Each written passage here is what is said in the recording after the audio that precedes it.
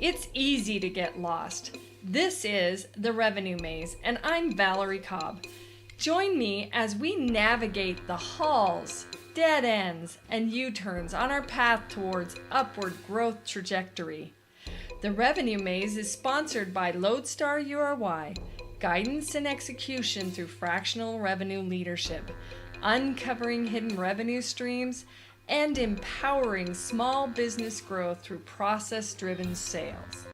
Welcome everybody to the Revenue Maze. We have amazing guests here, Kaye and Layne Frank. Kaye is a insurance guru and a co-founder of V50. And then we have Layne Frank, who is also with a co-founder of V50, BBH Solutions. And these guys are just great. I enjoy having them and just loving to get to know you. But before we get to know a little bit more about you guys, I would love to ask you my typical question on the Revenue Maze, because we got to come out swinging with this, is what is one strategy that you guys employ to get out of the Revenue Maze and move upward in growth trajectory? Yeah, I mean, Layne, if you don't mind. Take it away, Mr. Kaye. Why my co-founder, partner, compadre, Layne and I are so close is because we are very aligned on this one thing. And as far as a revenue maze, it's all about relationship, Valerie. Without the relationship, without the foundation of a relationship, there's really not much there. You're never going to get yourself out of the revenue maze without building and curating that relationship. Layne? And look, and to go a step further, those relationships will take you out of the revenue maze. You know, myself and Alan have built over the past 25 years successful businesses because of relationships. When you have that relationship, let them do the work for you and guide you and help you through that revenue maze. Cool. So that brings up a good topic with it, because you're saying when you have that relationship, that's going to get us out there. So how do we fix that? How do we develop those relationships? What do you guys want to tell us a little bit about that? Well, it doesn't happen overnight. That's that's for sure. You mean I can't buy? Doesn't happen overnight. At least 6 months. No, it's an art form. And, you know, myself and Alan in our careers, you know, I've been in tech in a sales capacity for over 25 years. Alan's been in insurance, but had a successful sports marketing company, started out in the family business as well as I did out of college. But we've both always been in a sales capacity. So relationships are key to that. And it just takes time. You have to nourish them, and you really have to find out a lot about the person you want to establish that relationship, see what you can offer them, how you can help them, how you can support them, because it's going to take a long time before you're able to ask them to help you. So it's a real nurturing process to really understand who that person is and what type of relationship you want to build with that person. Well said. Well said. Well said. And if I can just take that a little bit a step further, you know, both of us being in this, you know, sales positions, you know, for the most part, the clients, prospects see it as a commoditized product, service. You have to strip that away. Okay. I don't see myself as a commoditized anything, because I know the arsenal of value add that I am bringing to a conversation goes well beyond, you know, the actual transaction. And to what Layne said, it's not something that you just jump into and say, hey, let's be best friends. There is so much time, effort that you have to put into it, whether it's research online about the person, whether it's, you know, about where they went to school, do they have kids, do they, you know, what they like, and see if it's even a fit. So what is But so many have challenges with networking, with relationships, right? Because you're saying research online, you're saying learn about the person, but isn't it just really about what you learned when you were a child in friendships, that you actually started to try to talk to people and you were very interested in what they were doing and all of those amazing things? Yeah. I mean, Layne and I, it's when we speak and we speak 30 times a day, it blows our mind how it just doesn't come natural. And it doesn't come natural to most. We've always been very successful, especially prior to COVID, when we were doing our in-person events. Mm-hmm. Layne would be the first one to run over to the bar and say, hey, put your drink down, go meet this gal or guy. I think it could be great for you, where that person would have never even thought to do that. And just because you're walking out of a room with a handful of business cards, that's not building a relationship. Okay. Just because you're building on your address book and contacts, it all means nothing if you don't have the substance of who that person is. Yeah. And you mentioned one thing, Valerie. Doesn't it start at a really young age? And the answer is yes, of course it does. Alan says it the best. Treat people the way you want to be treated, and don't be a you-know-what. I know don't what be he a you-know-what. Yeah, you've heard him say it. Don't be a you-know-what. Just treat people the way they need to be treated. Be human to human. The rest works itself out. And you mentioned also, if you're afraid of networking, don't look at it as networking. Exactly. Turn it upside down on its head. Just have a conversation. That's the best way to start a relationship. You see what it says, next to Layne, authenticity? Yeah. It's not just something that he throws up there. Layne is one of the most authentic people you'll ever meet. And when you're speaking with him, you feel like he's only speaking to you. He only cares about you. And it's again, Layne and I laugh because to us, it's such a simple formula. Yeah. Just be authentic, be genuine. Don't have an ulterior motive. And if you do, come out with it. Be genuine about that too. Yeah, be genuine. Listen, if you only want to use me and use my connections, or my, you only want me for a transaction, hey, I'm good with that. I'm a grown adult. Tell me that. I'll respect you more than when I find out down the road, you were trying to pull the wool over my eyes, because there are no second chances with me. It goes back to the whole don't be a beep, beep, beep, beep. Yeah. As you can tell, we're very passionate about building relationships and helping and supporting, people within our circle, our tribe, as we call it. Amen. Yeah. I mean, that's I honestly, that's why I was excited to even interview you guys today, because you are very genuine, both of you, and it does boil down to those relationships. And I think kind of hit the nail on the head a little bit. If you've got an ulterior motive, don't, tell, if that's what you're doing, you're networking for referral networks or whatever, tell people you're networking for, but what is it that you're doing, and make sure that you're just genuine with it. I think in interviewing a lot of salespeople and training salespeople, head trash is a big deal, because in their mind, they start to think, hey, I'm not being genuine or whatever. Well, quit. Be genuine. If you're selling something you shouldn't be selling, get out. Exactly. So. And I think even more so, Valerie, throughout COVID, I think a lot of people have sort of pivoted in their mindset, what's acceptable and what's the way things should be. And I feel a lot of people have grown and created real human connections, through being on Zoom and seeing the person's dog or the child running behind, or, hearing certain things in the background that you probably shouldn't be hearing, or you wouldn't hear in a corporate boardroom. But we love it because that's real, that's genuine, and that's who we want to deal with. Yeah.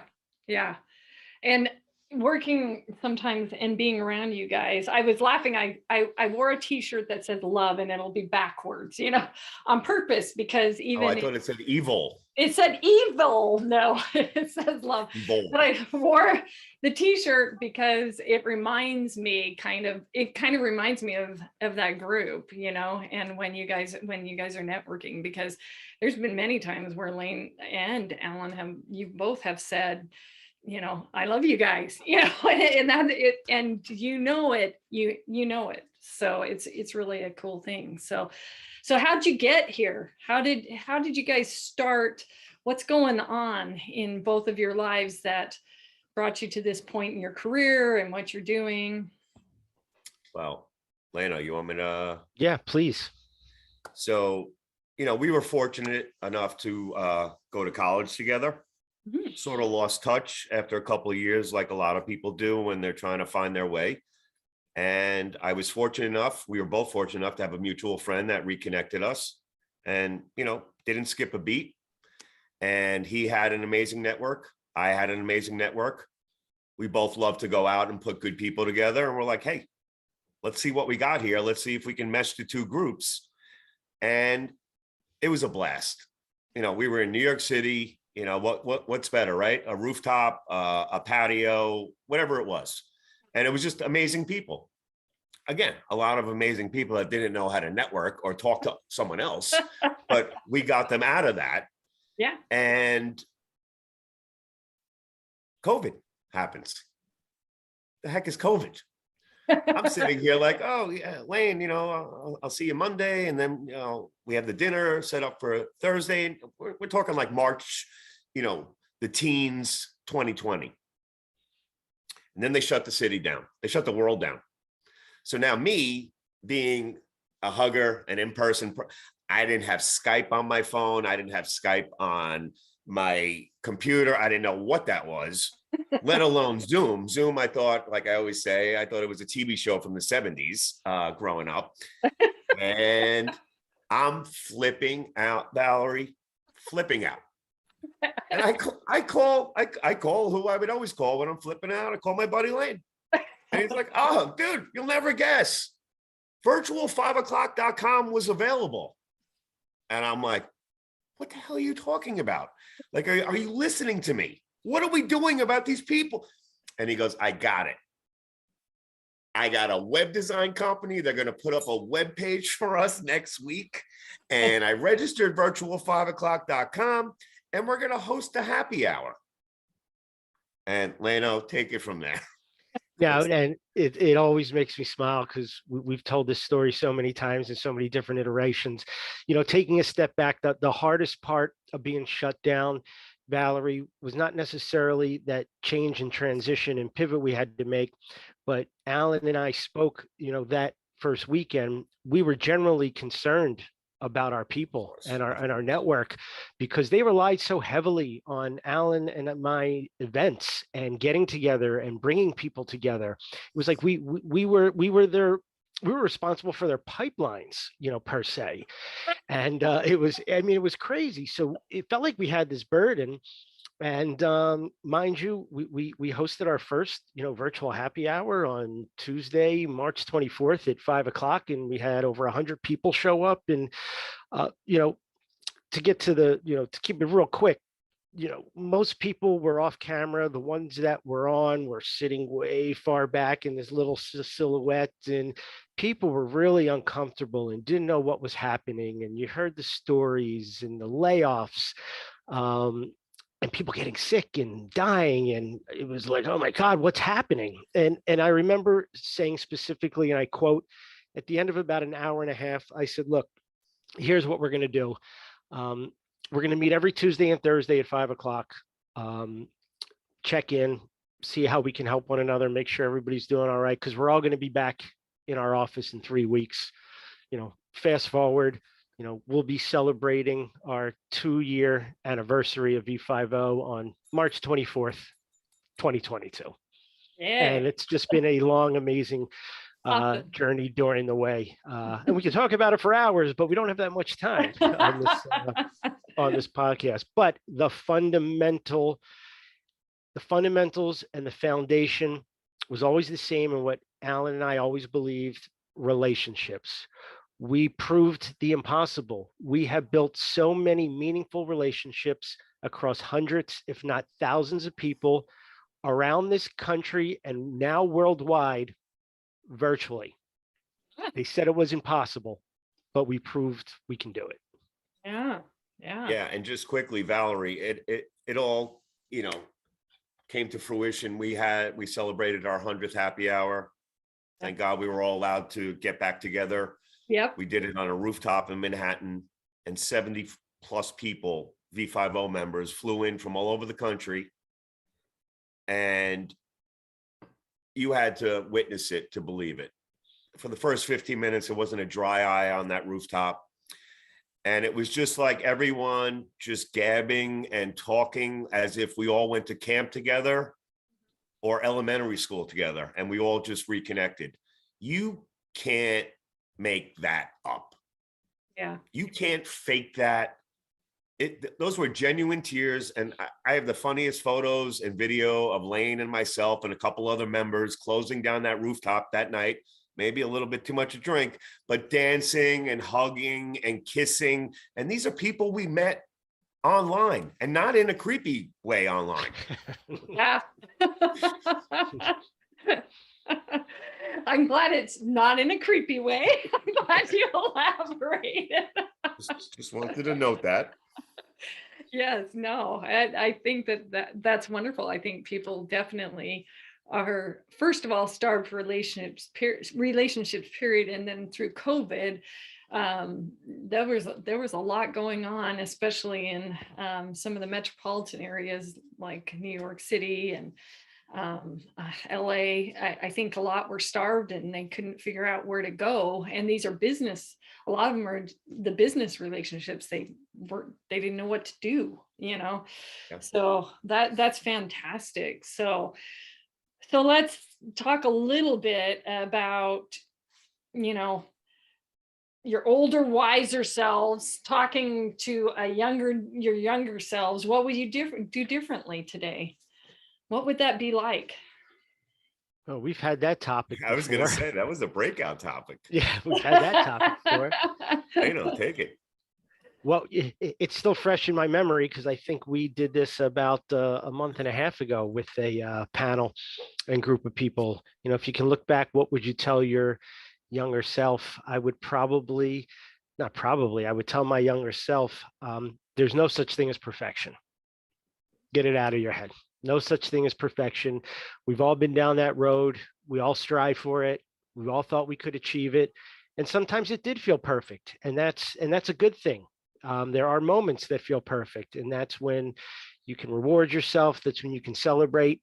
But understand perfection is not a way of life. It's things and a feeling that might just happen every once in a while.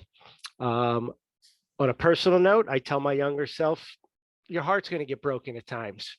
It is, but all hearts heal. It doesn't feel that way when it happens, especially when you're young, or even not so young when you experience something for the very first time that breaks your heart. But tell my younger self, don't worry, all hearts are going to heal. Yeah. Those are the two things that come to my head right Yeah. away.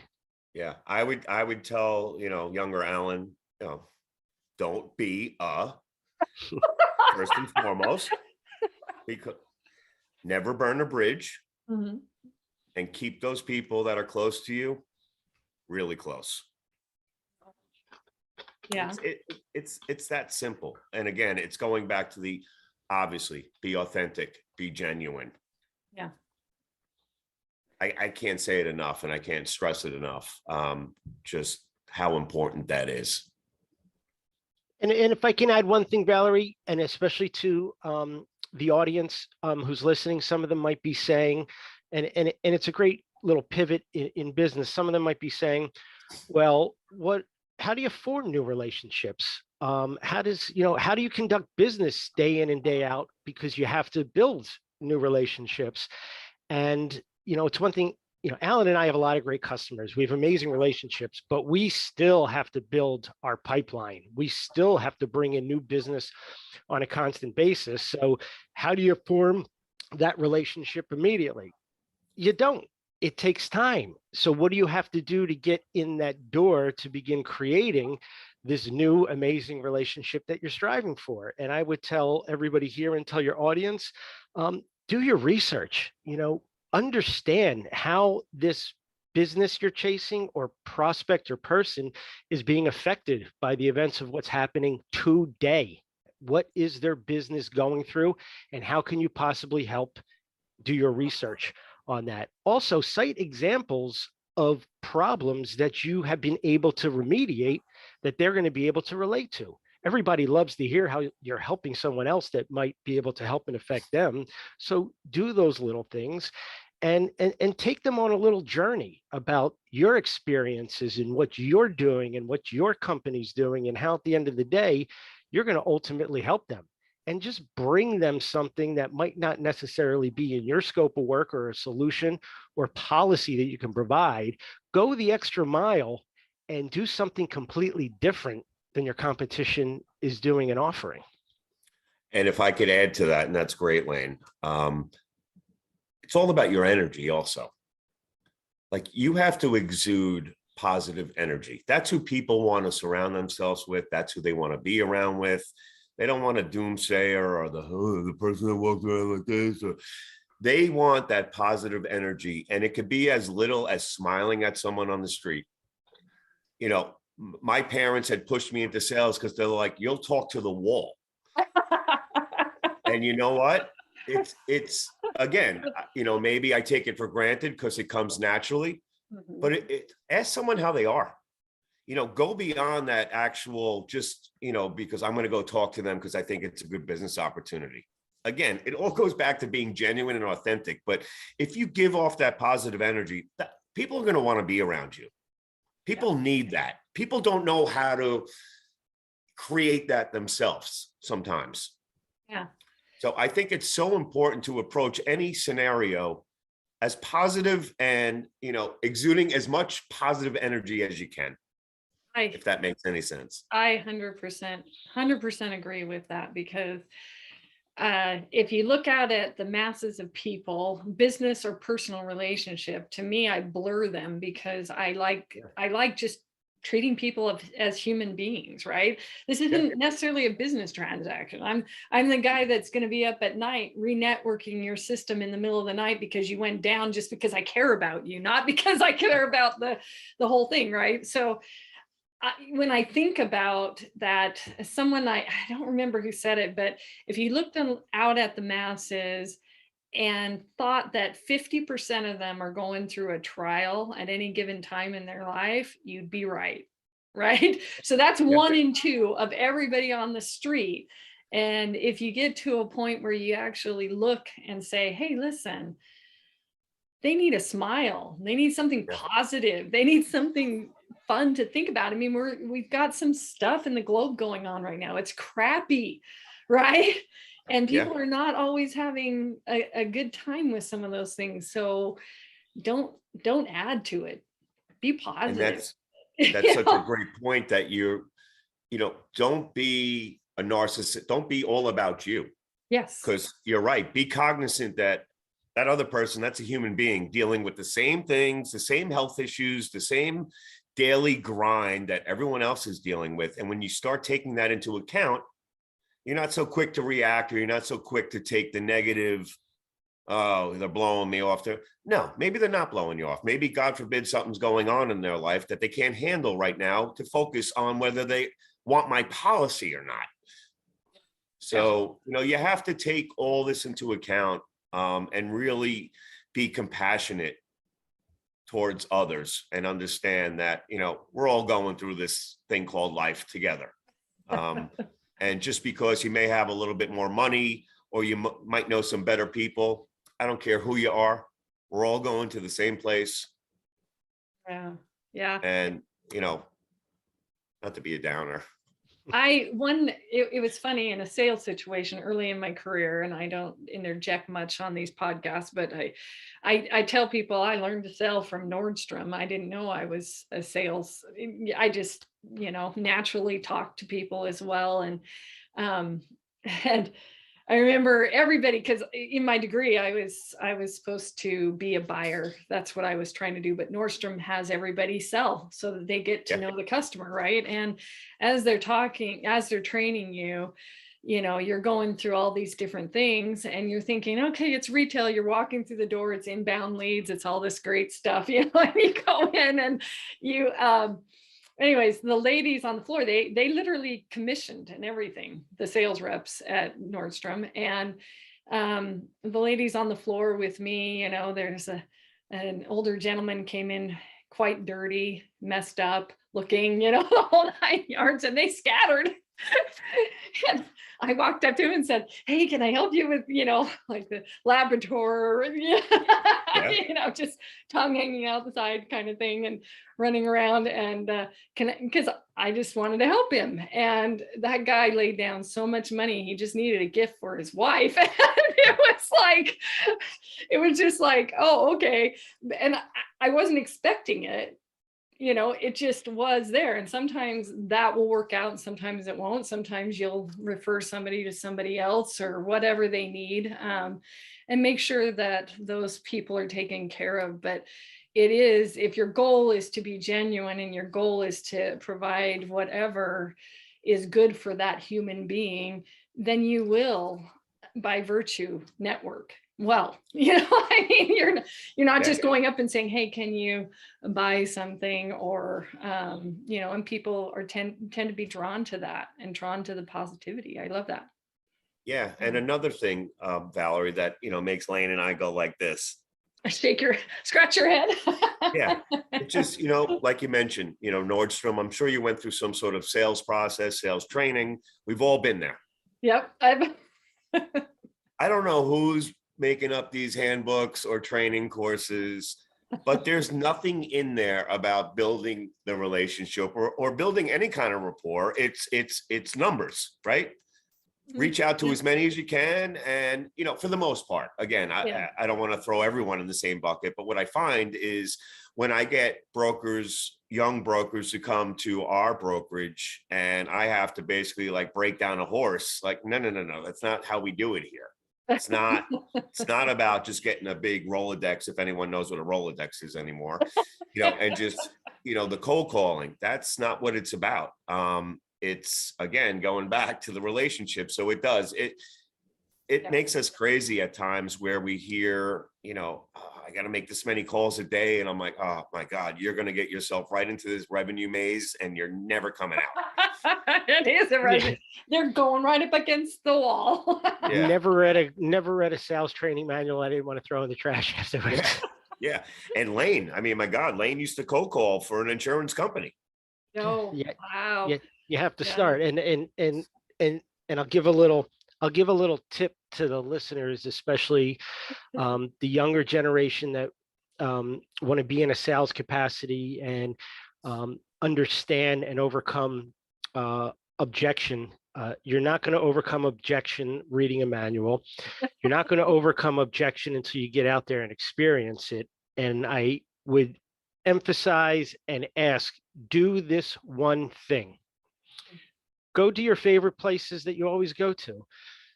That deli, that clothing store, the retail shop, everywhere where you buy something.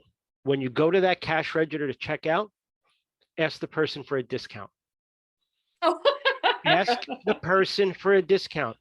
A lot of times they're going to look at you like you're crazy, but every once in a while, you're going to get it. And what you do with that, it's up to you. That's where you can learn really quickly at a very young age how to get outside your comfort zone. Yeah. Ask for a discount. Works all the time. Promise you. Promise. It's brilliant. And every time one of my young producers, I get on the weekly calls and they're like, oh my God, another no. And I'm like, yeah, but you're one step closer to that yes. Don't be down about the no. If they can't recognize your value, there's plenty of others. You're one step closer to that. Yes. And again, it all goes back to being positive, sending out the positive juju and Yeah. having it come back. Yeah. Yeah. I mean, Jim Kemp, he said, go for no. Yeah. People need to be able to say no, right? Yeah. No, that's awesome. That's awesome. So let's talk about just what you guys are passionate about. What do you guys like to do in your free time? Tennis, golf. I motorcycle ride. What do you guys like to do? What free time? I was gonna say, I'll let you know when I get some. In the middle of a pandemic still, Valerie. What do you want free time? No, you could start, Alan. Take it away. You know what? I really do enjoy, and I feel like I'm blessed. I love spending time with my wife. I love spending time with my family. I love spending time with Layne, where we're not talking about, oh my God, we have a breakout or the happy hours coming. It's spending really quality time with the people that I love. I do have a passion that I shared with my father and grandfather. We amassed a Yankee sports card collection dating back to the 1880s when they were the Highlanders, and then up until I think we stopped in like the late 90s. But my son has taken on that passion, and my son now brought into his generation with the NFTs, and please don't even ask me what an NFT is or what it does, or all I know is that he wants to take my cards and create NFTs and burn and destroy my cards. And I don't know, but let's not even. It's really just, sort of living in the now, appreciating the people that I choose to keep around me and that want to be around me. And that's, at this point in my life, that's all that matters. Cool. All right, Layne, he gave you a good shout out, Layne. Yeah. It's an authentic one. I love that guy. I was only half joking when I said time. Who has free time? But no, Alan can tell you, I do put a lot of time in. I enjoy working towards my goals, whether that's business or personal. And unfortunately, until quite recently, we've had a lot of time in our hands because we didn't have a whole lot of freedoms to do a lot of the things we wanted. So like Alan, we put a lot of time into our work, V50, spending as much time with family. Look, spend more time with my family in 2 years than ever spent in my entire life combined with them going through this. But I enjoy the little things just because I don't have a hobby. Yeah, I like golf. Don't get out there much. What I've enjoyed the most is the free times on the weekends, starting early. I have this beautiful new doggy, this amazing mini golden, and he's all mine. And I throw him in the Jeep and we drive to the beach, which is only about 15 minutes from my house. And we just walk. And we just walk. And it's my time to go a little brain dead and listen to the sounds of the water and the seagulls and just go to a different place. That's where I've been getting my most relaxing enjoyment. It's just being able to turn it off, because it is really hard for Alan and I to turn it off. Very difficult, but we're getting better at it and learning to do it more. And the rewards are amazing when you can achieve a state of bliss just for a little while. Yeah. No, it's pretty cool to watch, Layne throughout this whole, because like myself, he's an amazing father also. And to both of us, our kids are everything. And on both sides, our sets of kids are just really good people. So we know we're doing something right at the end of the day. As far as spending, a lot of time with our family. Yeah. Layne and I both had hair down to here prior to COVID. And now you can see what that, no, I'm kidding. I want to see that.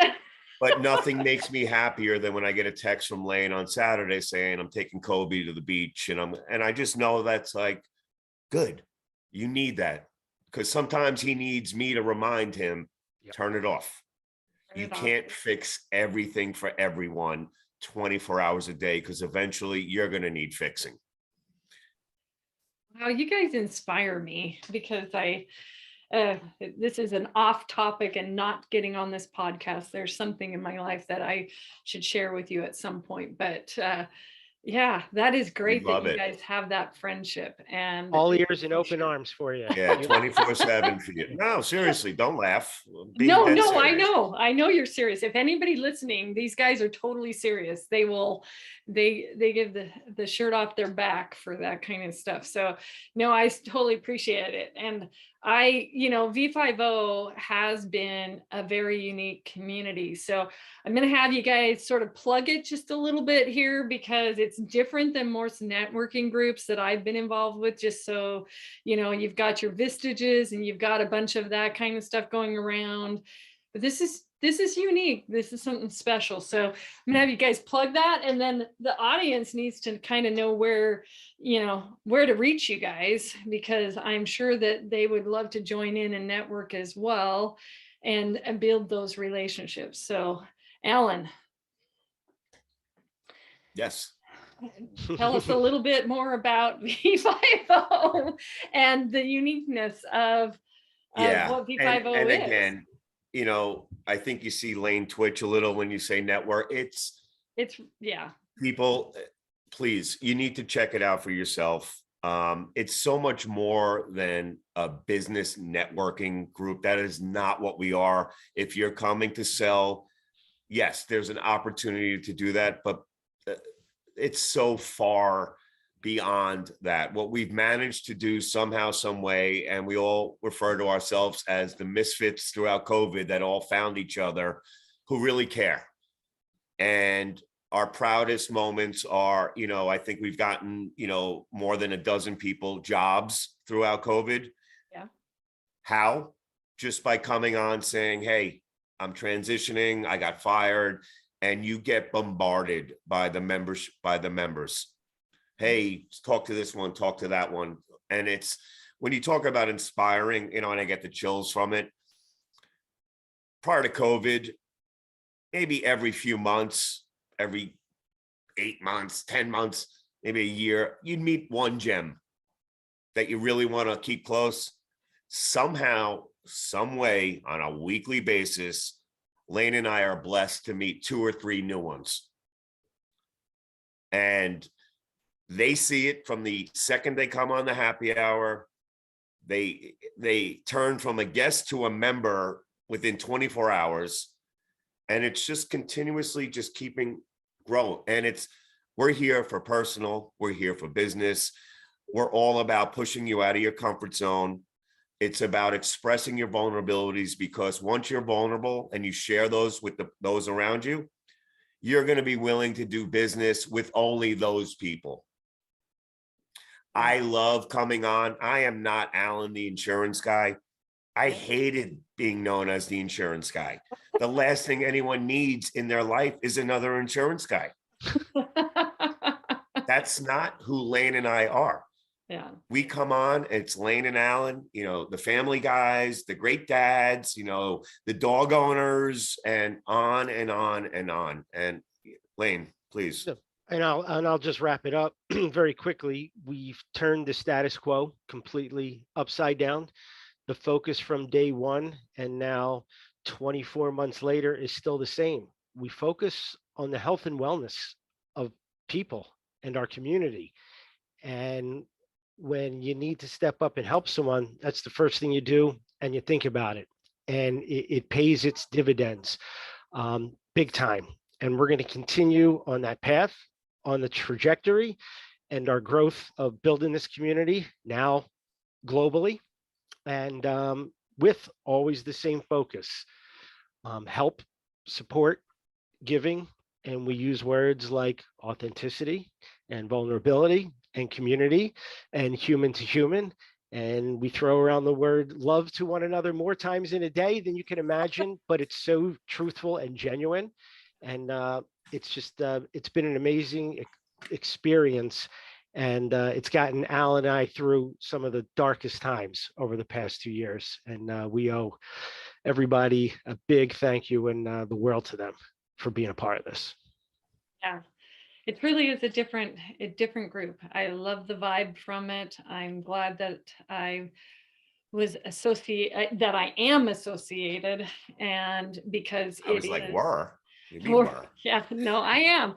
And I just have really, really felt that it has helped me in my business as well. And so from anything from what you both were talking about, but best practices, there's a lot of really rock star people in the groups, and the master classes and some of the other things that are going on. It's just exactly what people needed. So that's awesome. So I really am grateful that you guys came on, Alan and Layne, and tell us Alan, where you can be reached if anybody wants to reach out to you, and then Layne, the same.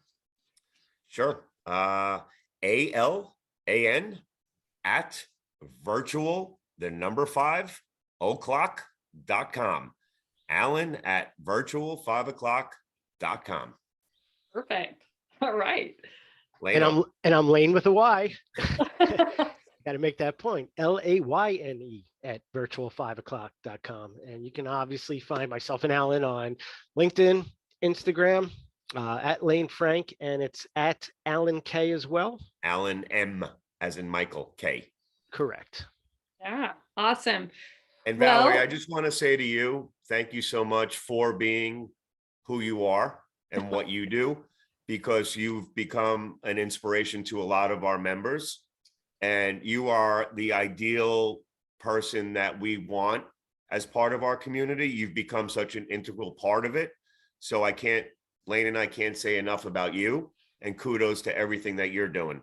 Oh, well, that was very nice. Very nice. And I'd like to thank you guys and thank all the people listening on the Revenue Maze. They can join us at www.therevenuemaze for YouTube links. They can also go through various different podcast stations and things like that for this. I'd love to invite them all to join V50 as well. And I just want to thank you guys again. Have a wonderful day. Thank you so much. Thank you, Valerie. Thank you all for joining another great episode. For show notes, links, and resources, visit revenuemaze.com. And never forget, you are why.